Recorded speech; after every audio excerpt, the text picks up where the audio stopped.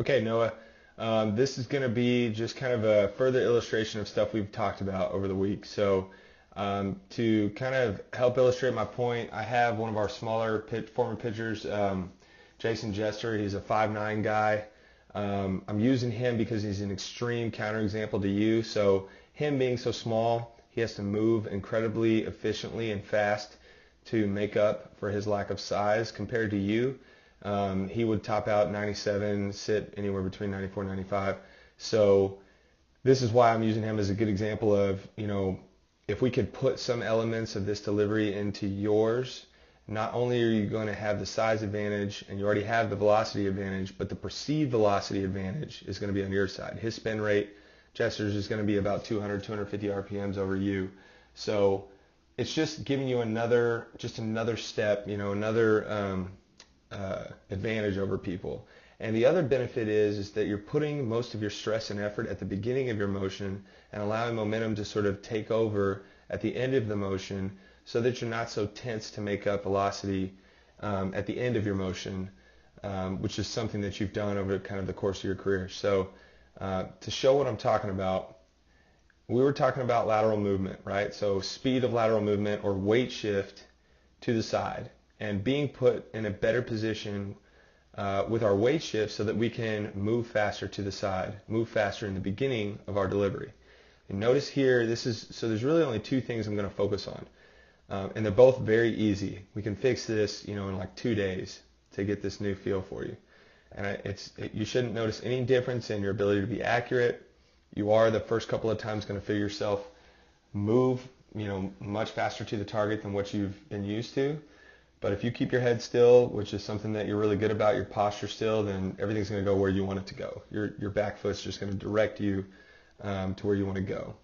And you should get the added benefit of appearing faster to the hitter, feeling like you're not trying as hard to throw the same velocity, and getting a little bit better release point on all of your pitches because you're going to have faster speed to get better bracing action of your front leg, which I'll show you at the end. So my main point here is going to be weight shift. And right away, I want to fix something in your delivery that I've been noticing. So you stand very wide, okay? We know we've got to get all the way back in our delivery. We know we got to get our weight all the way over our back leg, and we have to go as tall as we can while we're lifting our leg. So being in a position like this, we know that the wider you are, the more you're going to have to fluctuate your weight. That makes you slower when you got guys on base, and that makes your weight shift all the way back be that much more difficult to achieve. So I want to move that front foot in like 3 or 4 inches, 2 to 3 inches. It's not going to be very drastic, so right even with your shoulders or slightly inside your shoulders, basically. And that will put you all the way. It will make you taller, and it'll make it easier for you to shift your weight in a faster sort of fashion for keeping runners, keep holding runners, but also for getting this momentum shift that we're wanting to get at the beginning of our delivery. So one thing that I want you to focus on, this is really the main point, is Jester's got to pick up more speed than you. We know that he's got to do that because he's smaller, right? And so here's where it's going to show up. When he lifts his leg, notice how he's going to have his legs close to each other. Like there's going to be no gap between his legs, okay?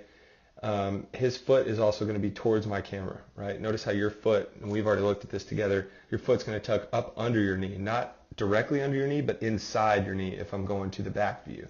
And that is a little bit too drastic. So it's going to cause your front foot to lead in the motion too early rather than allowing your hip to lead in the motion at the beginning so that you get better momentum towards the plate and a faster lateral movement. So this is where it shows up. Watch how fast your leg is going to be in front of your hip. So you handbrake early, so your equivalent point is going to be about right here compared to Jester. Watch how his foot is staying behind his front hip at handbrake. So I've got his hip, got his foot, got your foot, got your hip. Okay? What that's doing is your foot is basically reaching. And so notice how his head is right over the middle of his body. Notice how you're going to start leaning back a little bit. And that's just because your foot kicked you back. So your weight's that's not really weight being back. That's more you leaning back too far. There's like a point of no return there. where you're just slowing your body down rather than being efficient and keeping yourself in balance and moving to the side. So we'd rather see you be a little bit more over center at this point. So the other thing I want you to look at, and then I'm going to back up from the point of peak leg lift to moving into handbrake. I want you to see how your head and your hip, that was a bad line, your head and your hip are not really going to move anywhere. And watch how he's going to move his entire body. So you're going through your peak leg lift, not really doing a whole lot. Haven't gone very far. So at handbrake right here, my hip hasn't really passed that line. My head hasn't really passed that line, right? So there's been no momentum, no sort of falling action to build up speed and then move into our leg drag, right? Because we haven't begun driving yet. Notice how Jester's going to get himself going. He's going to get himself going down the mound. He's advancing towards the plate. And then at handbrake, see how much ground he's already covered. So he's sort of like leaning into, or kind of, it feels very much like a slight fall into leg drive. It's like building up speed and then carrying that through with your leg drive. So you're going to be much, much faster to the hitter because you're faster in your time to delivery to the plate. This is the big deal for you. I mean, this is the only thing I think you need to work on. If you do this, not only are you going to have actual velocity above, the major league average, much, top 10 velocity in pro baseball, but your perceived velocity is going to be at the above average level. And that's going to be, the ball's going to go from being 100 to looking 110. So that shit's going to be, they're not even going to see that ball. So the other benefit is you're not going to feel like you're trying nearly as hard to throw 100 miles an hour. You're going to feel the effort level be right in that push moment of your back leg rather than right at the end where you're thinking, let's go ahead and turn quickly or let me torque a little bit to try to create some more velo. So as you move through your delivery, this is where it shows up. You do a great job. Like, you guys both look very similar at this point in time. You do a great job of staying stable of your back leg.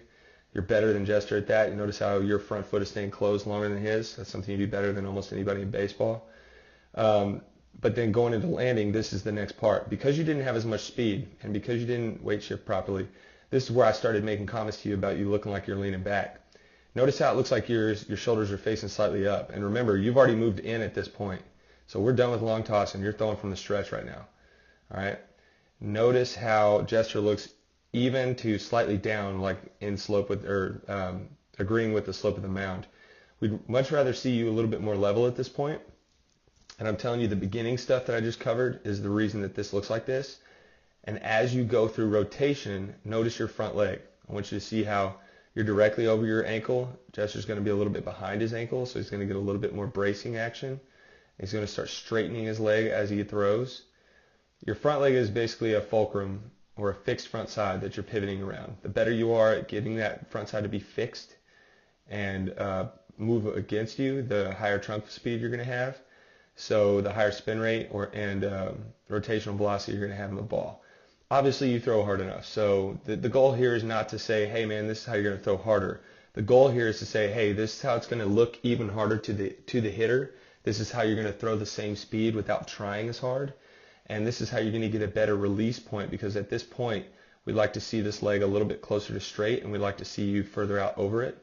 You do a much better job of this when you're actually pitching off the mound, but it still could be better.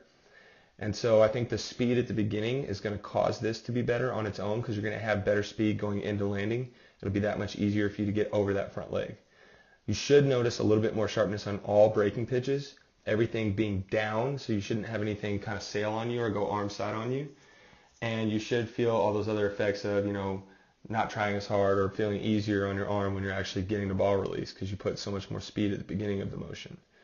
You're not going to feel out of control with this or anything. Your accuracy is going to be the same.